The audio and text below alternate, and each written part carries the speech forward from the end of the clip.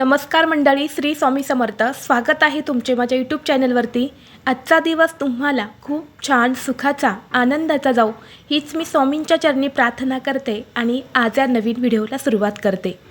आपल्या हिंदू धर्मात मार्गशीर्ष महिन्याला विशेष महत्त्व आहे. या महिन्यात चंपाषष्ठीनंतर दत्त जयंतीला विशेष महत्त्व दिले जाते. मार्गशीर्ष महिन्यातील शुक्ल पक्षातील पौर्णिमा तिथीला मृग नक्षत्रावर भगवान दत्तात्रयांचा जन्म झाला आणि म्हणून हा दिवस दत्त जयंती म्हणून साजरा केला जातो. यंदा 2025मध्ये दत्त जयंती 4 डिसेंबरला म्हणजेच मार्गशीर्ष महिन्यातील दुसऱ्या गुरुवारी आलेली आहेत. या मार्गशीर्ष पौर्णिमेचा प्रारंभ 4 डिसेंबरला सकाळी 8:37 होणार आहेत आणि समाप्ती पहाटे 4:43 होणार आहेत आणि म्हणून ही दत्त जयंती 4 डिसेंबरला साजरी केली जाणार आहेत. या दिवशी ब्रह्मा, विष्णू आणि महेश यांचा अवतार असणाऱ्या दत्त महाराजांची पूजा केली जाते. या मार्गशीर्ष पौर्णिमेला दत्त पौर्णिमा असे देखील म्हटले जाते. दत्तात्रय हा शब्द दत्त आणि अत्रे या 2 शब्दांनी मिळून बनला आहे.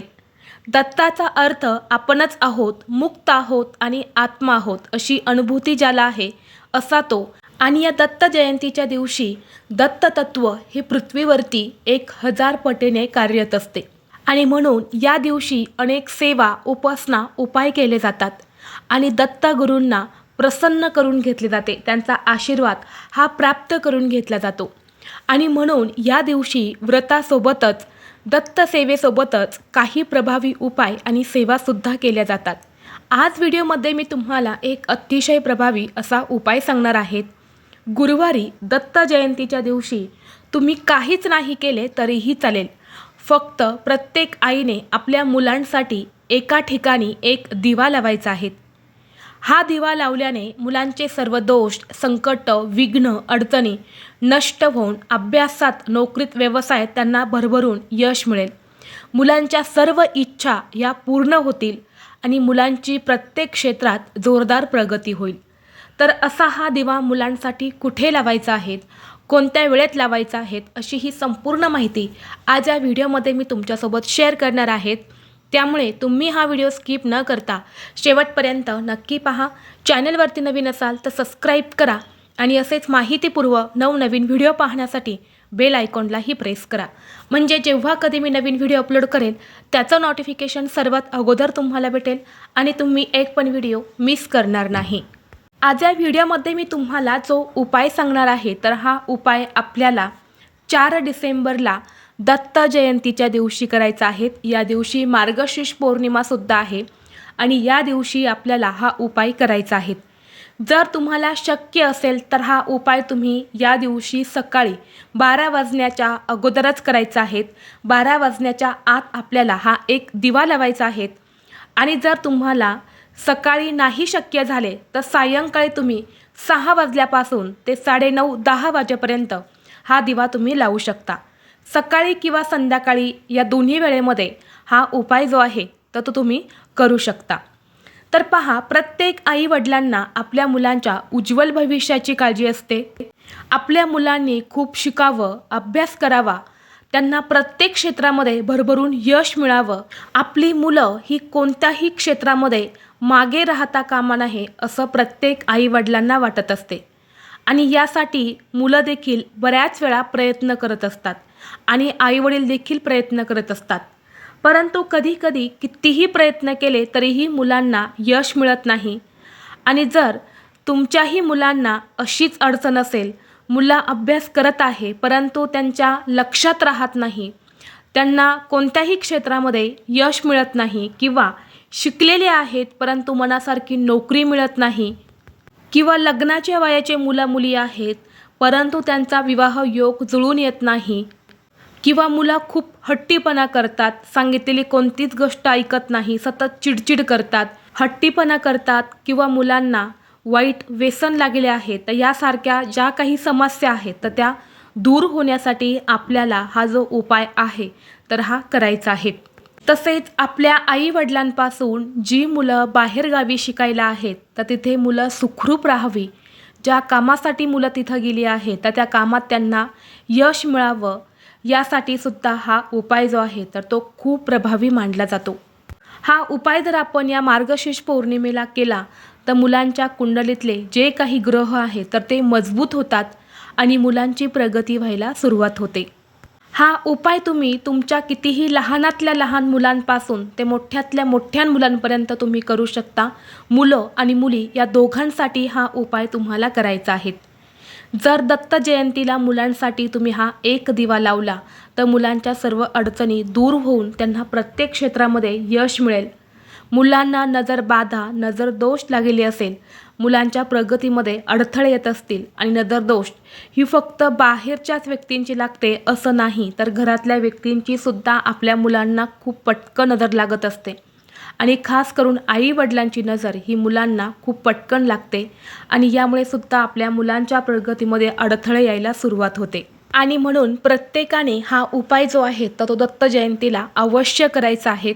कारण या दिवशी मुलांसाठी आपण काही उपाय जर केले तर दत्त कृपेने मुलांच्या आयुष्यातील सर्व समस्या ह्या दूर होतात. हा उपाय करण्यासाठी आपल्याला दत्त जयंतीच्या दिवशी सकाळी लवकर उठायचं आहे, स्वच्छ स्नान करायचं आहे, विधिवत आपल्या देवघरातील देवांची पूजा अर्चा ही तुम्हाला करून घ्यायची आहेत. धूप दीप अगरबत्ती लावून वातावरण हे प्रसन्न करायचं आहे आणि लगेच तुम्ही हा उपाय केला तरीही चालेल. किंवा सायंकाळी तुम्ही हा उपाय करणार असेल तर सायंकाळी तुम्हाला सर्वप्रथम देवघरामध्ये दिवा लावायचा आहे. धूप दीप अगरबत्ती लावून वातावरण हे प्रसन्न करायचं आणि यानंतर तुम्हाला हा उपाय करायचा आहे. उपाय करण्यासाठी आपल्याला एक मातीची पंती घ्यायची आहे. मातीची पंती घेताना चांगली घ्या, कुठेही फुटलेली तुटलेली अशी घेऊ नका.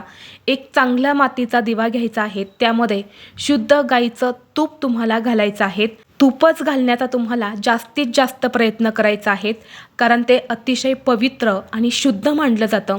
म्हणून थोडंसं गाईचं तूप तुम्हाला त्या दिव्यामध्ये घालायचं आहे. यानंतर दुहेरी कापसाची वात करून त्या दिव्यामध्ये तुम्हाला लावायच्या आहेत. यानंतर तुम्हाला 3, 5 किंवा 7 अशा गुळाच्या चपात्या बनवायच्या आहेत. थोडंसं गुळाचं पाणी करायचं आहे आणि ते पाणी घालून तुम्हाला गव्हाचं कणिक मळायचं आहे आणि त्या कणकेच्या तुम्हाला 3, 5 किंवा 7 अशा संख्येमध्ये चपात्या बनवायच्या आहेत. चपात्या बनवताना सुद्धा त्याला तुम्ही तूप लावा आणि यानंतर या चपात्या तुम्हाला एका डब्यामध्ये भरून घ्यायच्या आहेत आणि यानंतर या चपात्या आणि हा दिवा घेऊन तुम्हाला तुमच्या घराजवळ असणाऱ्या स्वामी समर्थ महाराजांच्या केंद्रात जायचं आहे किंवा मठ असेल तर मठात जायचं आहे किंवा दत्तगुरूंचा मठ असेल तर तिथे तुम्ही जाऊ शकता किंवा दत्तांचं मंदिर असेल तर तिथे सुद्धा तुम्ही जाऊ शकता. जे मंदिर तुमच्याजवळ आहे तिथे तुम्हाला जायचं आहे. तिथं गेल्यानंतर सर्वप्रथम तिथे तुम्हाला हा दिवा जो आहे तर तो प्रज्वलित करायचा आहे. तर बघा, या दिवशी मंदिरामध्ये प्रचंड गर्दी असते, म्हणून अगदी समोर आपल्याला हा दिवा प्रज्वलित करणं शक्य होणार नाही. त्यामुळे तुम्ही मंदिराच्या आजूबाजूला कुठेही मंदिराच्या बाहेर औदुंबर वृक्षसुद्धा असते बघा, तर त्या ठिकाणी तुम्ही हा दिवा प्रज्वलित केला तरीही चालेल किंवा मंदिराच्या साईडला जिथे कुठे जागा असेल, चांगली जागा, तर तिथे तुम्ही हा दिवा लावला तरीसुद्धा चालेल. तर तिथे हा दिवा प्रज्वलित करायचा आहे. यानंतर दिव्याला हळद कुंकू अक्षदा फुलं अर्पण करायचं आहे आणि यानंतर या ज्या पोळ्या आहेत तुम्ही घेऊन गेले आहे सोबत, तर त्या पोळ्यांचा प्रसाद तुम्हाला मंदिरामध्ये सर्वांना वाटायचा आहे. अगदी अर्धी अर्धी तुम्ही पोळी सर्वांना प्रसाद म्हणून वाटली तरीसुद्धा चालेल. या दिवशी तुम्हाला हा प्रसाद घ्यायला कुणीही नाही म्हणणार नाहीत. हा दिवा लावून प्रसाद वाटून झाल्यानंतर तुम्हाला स्वामी महाराजांना दत्तगुरूंना मनोभावे प्रार्थना करायच्या आहेत की हा उपाय मी माझ्या मुलांसाठी केला आहे आणि माझ्या मुलांना उत्तम आरोग्य लाभू दे. मुलांच्या आरोग्यासंबंधित ज्या काही समस्या आहेत तर त्या दूर होऊ दे. मुलांवरती कोणतेही संकट विघ्न येऊ देऊ नका किंवा तुमच्या मुलांच्या संबंधित ज्या काही समस्या आहेत, मुलं हट्टीपणा करतात, उद्धटपणाने वागतात, ज्या काही समस्या आहेत तर त्या दूर होण्यासाठी तुम्हाला मनोभावे प्रार्थना करायच्या आहेत. तर अशा पद्धतीने आपल्याला हा उपाय जो आहे तर तो दत्त जयंतीला प्रत्येक आईने आपल्या मुलांसाठी करायचा आहे. आणि जर तुमच्या घराजवळ एकही मंदिर नसेल, मठ नसेल, तर अशावेळी हा दिवा तुम्हाला तुमच्या घराजवळ जर औदुंबर वृक्ष असेल, उंबराचं झाड असेल तर तिथे हा दिवा लावला तरीसुद्धा चालेल. आणि ह्या ज्या पोळ्या असणार आहेत तर ह्या तुम्ही तुमच्या घराच्या आजूबाजूला असणाऱ्या लोकांना प्रसाद म्हणून तुम्ही वाटप करू शकता. तर अशा पद्धतीने आपल्याला हा उपाय जो आहे तर तो करायचा आहे. जर तुमची मुलं बाहेरगावी शिकायला असेल तरीही आई किंवा वडील आपल्या मुलांसाठी हा उपाय जो आहे तर तो करू शकता. जर तुमच्या घरामध्ये सुतक असेल, स्त्रियांना मासिक धर्म असेल तर हा उपाय तुम्हाला करता येणार नाहीत. जर स्त्रियांना मासिक धर्म असेल तर घरातील पुरुषांनी किंवा स्वतः मुलांनी स्वतःसाठी हा उपाय केला तरीसुद्धा चालेल. तर अतिशय प्रभावी उपाय आहेत, नक्की करा. हा उपाय केल्याने मुलांच्या आयुष्यातील सर्व समस्या या दूर होतील. आपल्या स्वामींच्या केंद्रामध्ये सांगितलेला हा उपाय आहे, त्यामुळे तुम्ही नक्की करा. व्हिडिओ तुम्हाला आवडला तर लाईक करा, चॅनलवरती नवीन असाल तर सबस्क्राईब करा आणि हा व्हिडिओ आपल्या मित्रपरिवारासोबत जास्तीत जास्त शेअर करा. चला तर मग भेटू असंच पुढल्या एका नवीन व्हिडिओमध्ये. तोपर्यंत सर्वांना श्री स्वामी समर्थ.